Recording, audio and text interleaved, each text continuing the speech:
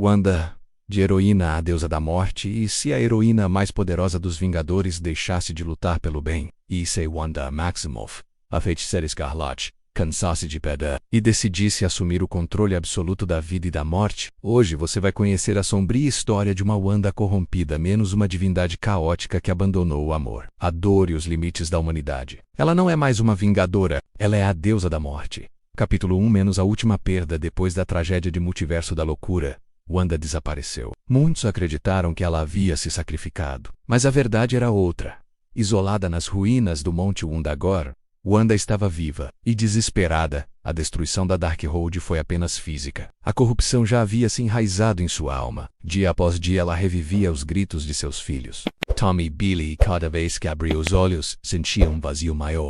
Mas então, a montanha sussurrou, não com palavras. Campada. Capítulo 2 menos o renascimento da feiticeira. O Monte Wundagore não era apenas a fonte do Darkhold. Era o túmulo de um antigo ser Shinkin, o deus do caos, mas com o Darkhold destruído, a essência de Shin ficou à deriva e encontrou abrigo em Wanda. Ela não resistiu. A dor virou combustível. O caos, uma nova linguagem, e sua alma, um vórtice que absorvia magia negra sem limites. Quando Wanda se ergueu novamente, seus olhos brilhavam em vermelho profundo, mas já não era apenas a feiticeira escarlate. Ela havia se tornado algo além.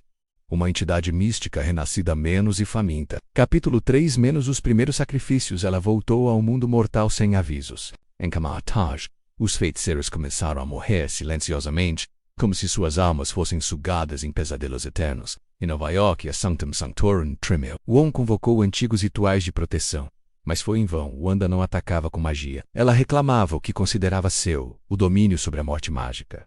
Ela não era mais movida por vingança, era movida por destino. Ela acreditava que todos os usuários de magia, todos os seres que brincavam com os fios do oculto, eram seus servos em potencial ou sacrifícios inevitáveis. Capítulo 4 menos os Vingadores tentam intervir alarmados com o desaparecimento de mestres mágicos e surtos de energia vermelha ao redor do globo. Os Vingadores se reuniram mais uma vez. Doutor Estranho alertou. Essa não é a Wanda que conhecemos. É algo muito pior. Thor foi o primeiro a confrontá-la, acreditando que poderia contê-la com força bruta. Mas nem mesmo o trovão pode parar o caos. Em uma explosão de energia, ela rasgou o Mjolnir em partículas, fazendo Thor cair inconsciente. Ao seu lado, Captain Marvel tentou absorver sua energia mas foi sugada para dentro de um espelho místico e ficou presa em um loop infinito. Wanda não estava apenas vencendo, ela estava colecionando poder, e cada confronto só a tornava mais imortal. Capítulo 5 menos o pacto com a morte. Na busca por compreensão, Strange viajou até os confins do multiverso. Lá, encontrou a entidade chamada Morte menos a personificação do fim. E foi ela quem revelou a verdade.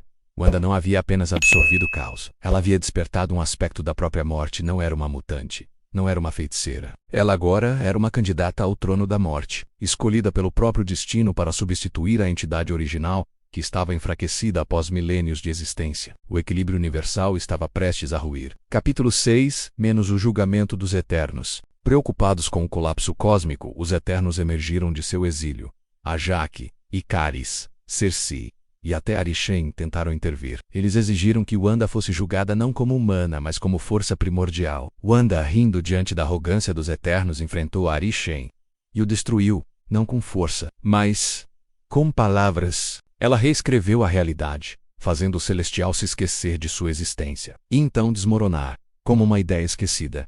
Era o início da reescrita cósmica. Capítulo 7 menos um novo reino. A Corte da Morte. Wanda construiu seu trono na dimensão entre a vida e o além, um lugar onde almas não renascem, nem descansam vazio escalate. Lá ela começou a reunir seguidores, almas perdidas, e até alguns vilões, que viam nela a chance de escapar do julgamento final. Ela os rebatizou como Cavaleiros do Caos. Seu plano era simples: eliminar o conceito de fim. Com a morte sob seu comando, não haveria mais limites. Nem dor, nem perda, nem amor. Apenas existência eterna, sob seu controle absoluto. Capítulo 8 Minas Billy e Tommy renascem no auge de seu reinado. Wanda fez o impossível. Ela reconstruiu seus filhos. Não ilusões, não fragmentos. Seres reais com corpo, alma e poder. Mas algo estava errado. Billy e Tommy, agora renascidos, sentiam medo da própria mãe. Eles não reconheciam aquela mulher como a amorosa Wanda que os colocava para dormir. Eles viam um monstro.